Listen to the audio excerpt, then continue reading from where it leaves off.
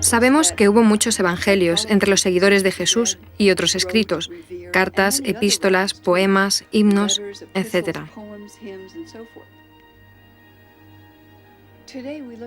Ahora miramos el cristianismo y lo vemos muy diferente. Todo, desde los baptistas, los ortodoxos rusos, los calvinistas, los católicos romanos, una gran variedad.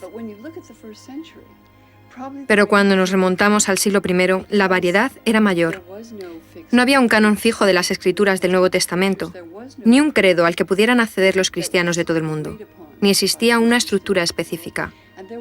Lo que me fascina es que los grupos que se llamaban cristianos entonces eran mucho más diversos entre sí de lo que lo son hoy.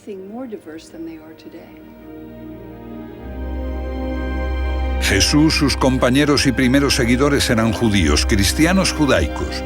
Lo que pensaban esos cristianos originarios, los más próximos a sus enseñanzas, ha sido ocultado durante siglos.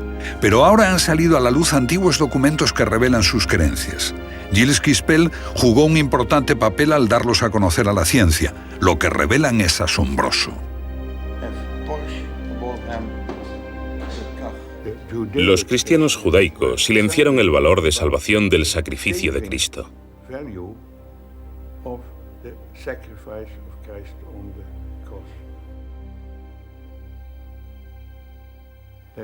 No encontramos en ellos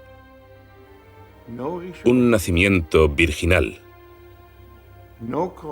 ni resurrección, ni cruz, sino solo las palabras de Jesús, que es la encarnación de la sabiduría divina. Un hombre santo, no un Dios, un hombre de infinita sabiduría.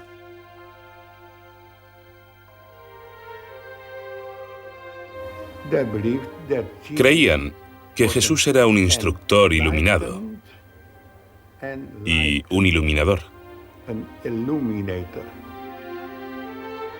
Un hombre que mostraba el camino hacia lo divino. Sus primeros seguidores parecen adherirse a una religión totalmente distinta. Los conceptos básicos de la cristiandad posterior les eran extraños. Solo mucho después vinieron los tiempos en que Jesucristo fue proclamado el Hijo unigénito de Dios y surgieron ideas y ritos que hubieran provocado asombro en Jesús y los suyos.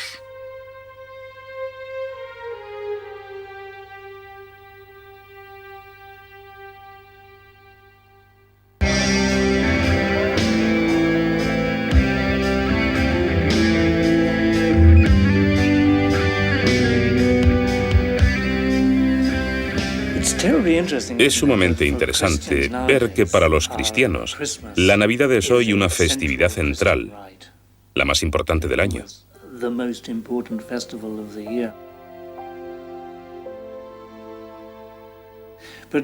Pero no sabíamos que los primeros cristianos no celebraron la Navidad como el nacimiento de Cristo, sino hasta el siglo IV. 4 siglos después. Unos 300 años después de la muerte de Jesús, aparecen indicios de que empezó a celebrarse la Navidad. La celebración de su nacimiento, entre el 24 y 25 de diciembre, se adoptó del nacimiento de Mitra. Es la festividad del solsticio de invierno, el momento en que el sol renace.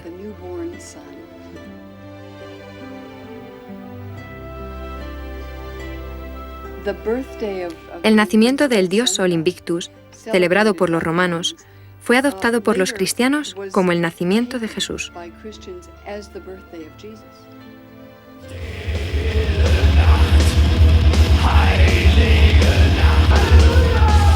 También representa un milagro. Es muy interesante que la milagrosa concepción de Jesús, la procreación virginal, sea una creencia central, particularmente para los católicos. Pero en el Evangelio de Marcos, el más antiguo, nada se dice de esto. Tampoco en el de Juan. ¿Quién inventó lo de la virginidad perpetua de María y la Inmaculada Concepción? Ni idea. La virginidad de María y la Inmaculada Concepción son muy tardías. Creo que surgen de las enseñanzas del siglo XVII, XVIII o XIX. ¿Qué habría pensado el Jesús histórico de ello?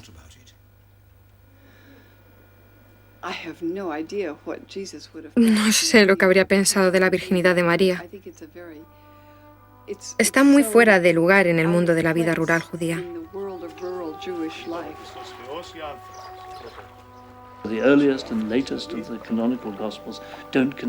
En los primeros y los últimos evangelios canónicos no se menciona el nacimiento virginal.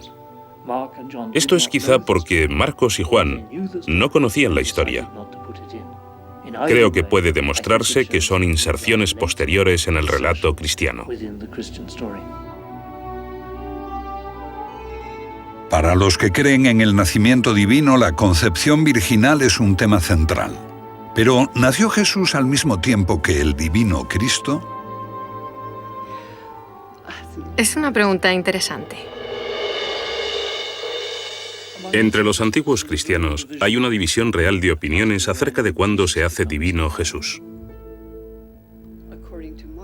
Según Marcos, el Espíritu de Dios descendió sobre él, igual que descendió sobre los viejos profetas, y se convirtió en una persona inspirada por el Espíritu.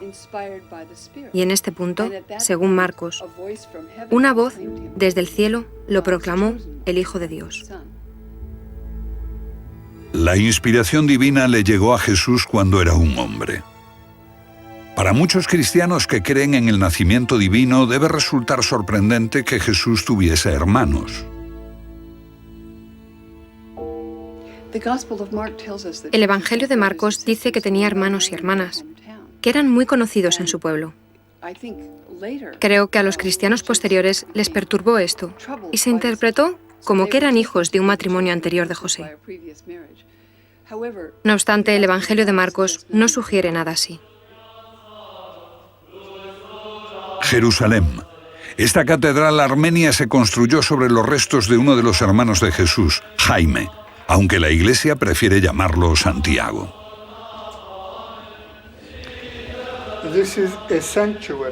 Esto es un santuario en el nombre de San Santiago, el hermano del Señor, que era primo de Jesús por parte de José, y que fue el primer obispo de Jerusalén. Sus restos están bajo el altar mayor. Recientemente salió a la luz este pequeño féretro de arenisca que dice: Santiago, hijo de José, hermano de Jesús. Por su hermano conocemos algo crucial de Jesús, porque Santiago fue una figura clave en la Jerusalén de la época. Santiago, el hermano de Cristo, fue el líder del movimiento de Jesús desde su muerte hasta el año 61. Existe solo un breve párrafo sobre Santiago en la obra de Josefo a finales del siglo I. Dice muy claramente que un brutal sumo sacerdote saduceo asesinó a Santiago y que fue destituido de su puesto de sumo sacerdote por la oposición de la mayoría de los sacerdotes y por los fariseos, que eran amigos de Santiago, hermano de Jesús.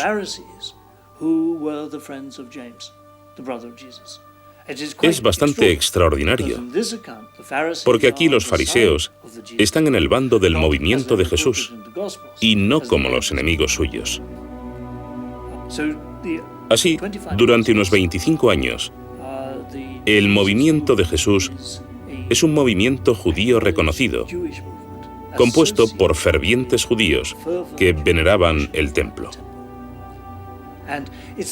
Y es la destrucción del templo en el año 70 lo que golpea el corazón del movimiento judío de Jesús. Pero hasta entonces, la mayoría de cristianos en mi libro eran judíos. Judíos que habían encontrado a su Mesías. Todos los judíos esperaban la llegada del hombre sagrado, del Mesías. Dios les ayudaría a liberar al pueblo de Israel de la opresión extranjera. Pero Jesús era un Mesías distinto. Él enseñaba que la salvación hay que buscarla dentro de uno mismo.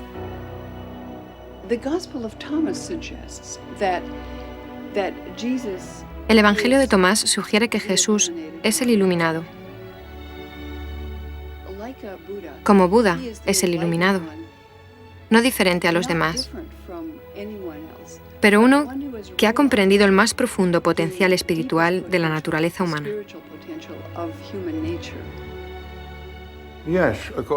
Sí, según los cristianos judíos, sí. Pero si dice usted que se parece a la iluminación de Buda, yo diría que lleva razón. Personalmente diría que para mí, como cristiano, Jesús es la luz del mundo, pero el concepto de un hombre iluminado es el mismo. Un hombre de profunda sabiduría, un iluminado, pero un hombre, no un Dios. ¿Cuándo fue declarado único Hijo de Dios?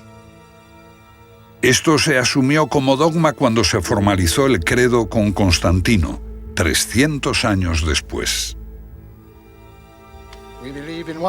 Creemos en un Señor Jesucristo, Hijo de Dios, engendrado por el Padre, Dios de Dios, luz de luz, Dios verdadero del Dios verdadero, engendrado, no creado.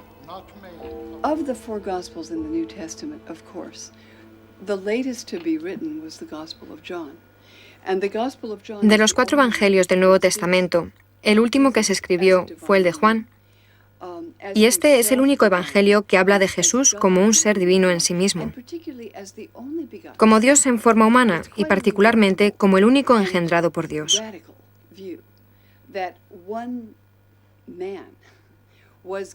Es una visión bastante radical sostener que un hombre era Dios encarnado. Y es alarmante que ese insólito evangelio, del cual no encuentro menciones entre los cristianos ortodoxos antes del año 160, más o menos se transformase en la lente a través de la cual los cristianos leen más tarde todos los evangelios. Muchos cristianos pensarán hoy que el cristianismo dice que Jesús es el Hijo de Dios, pero eso no es lo que se encuentra en Mateo, Marcos o Lucas. En ellos se encuentra la enseñanza de que Jesús es el Mesías de Dios, el único que redime a su pueblo, el único que enseña el camino de rectitud. Uno podía ser un judío muy devoto y seguir a Jesús en ese punto, pero con el Evangelio de Juan, con la afirmación de que es el Hijo de Dios, y más que eso, su único Hijo, cambia la comprensión del mensaje de forma total.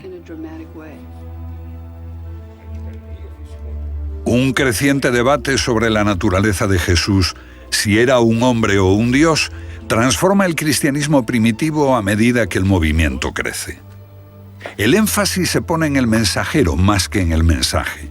Eso cambió al cristianismo más profundamente que el hombre considerado como el gran creador de la desunión, San Pablo.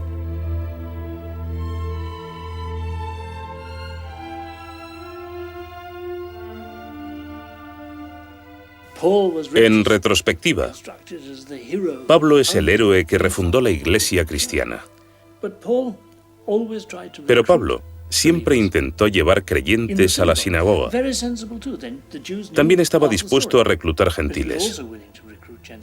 La ruptura radical que supuso Pablo fue permitir a los no judíos comer con judíos y no seguir las leyes kosher. Eso fue una ruptura radical. Ser integrador. Permitir a todos creer en Jesús fue un paso fantástico. Pablo es un personaje completamente malinterpretado en la historia. En tiempos de Pablo no había una separación entre gnosticismo y literalismo, porque no había literalismo en su tiempo. Pablo vive antes de que surja la historia literal. La cristología de Pablo es única y espiritual. Su obra es anterior a los evangelios y consiste en transformar un mito en un hecho histórico. Los escritos de Pablo son, por supuesto, los más antiguos que conocemos. Y Pablo no conoció a Jesús, nunca le vio. Dice que recibió sus enseñanzas por una revelación donde un ser de luz se le apareció, y él quedó convencido de que era Jesús. ¿Pero habla de Jesús? No habla de Jesús y dice que si conociéramos al Jesús de naturaleza humana, eso no importaría. Lo que importaría es el Cristo resucitado. Pablo dice que Cristo le fue revelado. En mí, no para mí. ¿Qué quiere decir? Esto es fascinante. Cuando habla de su visión de luz, no ve al Jesús que le era familiar por el relato de los evangelios, alguien que tenía una madre y un padre. Eso no es importante para Pablo. Lo que se encuentra es un ser de luz, igual que los paganos encontraban a sus dioses como seres de luz. Y cuando habla del gran secreto que le fue revelado, no es que Jesús vino, predicó e hizo milagros. Lo que dice él es: este es el gran secreto, Cristo en ti. Y cuando dice que Cristo es revelado, no le fue revelado a él, sino revelado en él. Esto es lo que hace al cristianismo de Pablo tan agnóstico y poco literal. ¿Por qué? Porque el enfoque literalista es que Jesús está fuera de ti y que Dios está fuera de ti, fuera del universo. Mientras que el enfoque agnóstico, el enfoque pagano antiguo de los misterios, es que todo es uno. En pocas palabras, todo es uno. Y así Cristo está en ti o tú estás en Cristo. Puedes decirlo como quieras, pero no puedes separarlo. Y eso es lo que hacen los literalistas de la Iglesia. La singular obra de Pablo se hace más obvia a través del sensacional descubrimiento de unos evangelios desconocidos que se ocultaron cuando la Iglesia cristiana en ascenso perseguía a sus disidentes. Los evangelios gnósticos, descubiertos hace 50 años en Nag Hammadi, Egipto. Mal entendidos, maltratados al principio, caídos en manos de traficantes, pero ahora los científicos reconocen su valor.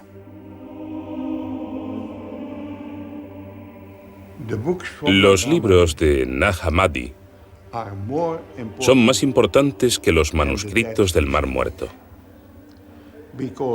porque presentan un nuevo enfoque de la historia cristiana,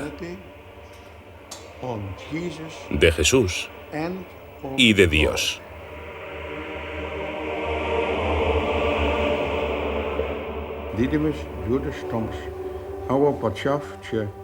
Sin lugar a dudas, el más importante lo escribió Dídimo Judas Tomás.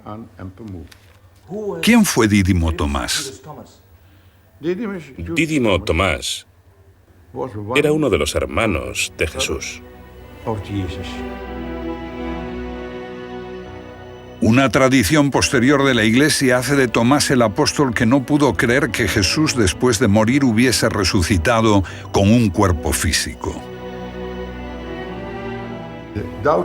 El incrédulo Tomás, del que ahora se dice que fue el más fiel discípulo de su maestro. ¿El hombre que mejor entendió a su hermano? Según el Evangelio de Tomás, sí. El documento atribuido a Tomás, aunque escrito más tarde, se cree que es anterior a los evangelios canónicos y se piensa que es un fiel reflejo del tiempo en que las enseñanzas de Jesús todavía estaban frescas y vivas.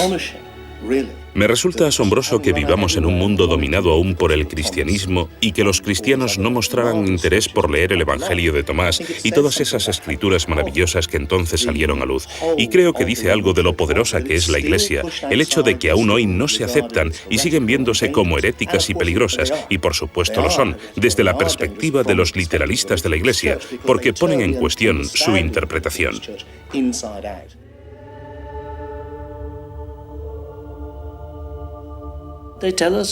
Nos hablan de una variedad de formas en que la gente creía que se podía hallar la salvación. Por la contemplación, por expansión de la chispa divina que llevamos dentro de nosotros, comunicarse con Dios buscándolo dentro de uno mismo, una búsqueda individual de lo divino, sin la ayuda de sacerdotes u obispos. Suena atractivo. El gnosticismo es muy atractivo. Creo que especialmente lo es para la mente moderna,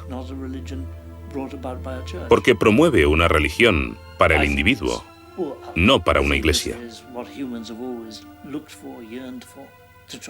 Y esto es lo que el hombre ha venido buscando y deseando siempre. Hallar a la divinidad por sí mismo. Pero esto es una gran simplificación, porque se trata de algo sumamente complejo.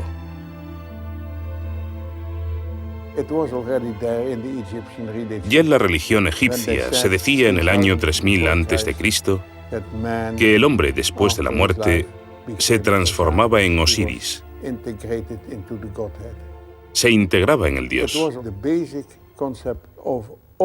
Este era el concepto básico de todos los misterios que existieron en el mundo romano y helenístico. El misterio de Isis, Mitra, Adonis.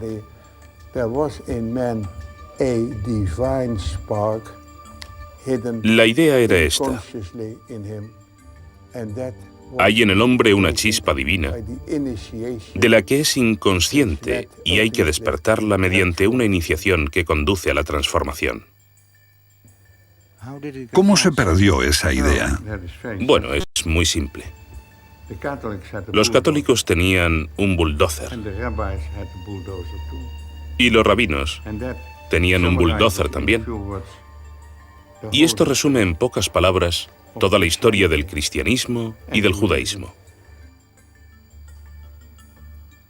Sabes, si quieres construir una iglesia, debes afirmar que la salvación solo es posible por, con, desde y a través de la iglesia o del representante de Dios en la tierra, que es el Papa, y que este es el único camino. Mientras que los gnósticos afirman que te concierne a ti, que puedes hacerlo ahora, aquí, y no necesitas al obispo ni a nadie. Si quieres saber qué es en verdad el cristianismo y qué es el paganismo, descubrirás que es un viaje de autoconocimiento. Y lo que están buscando es la parte de uno que no puede morir.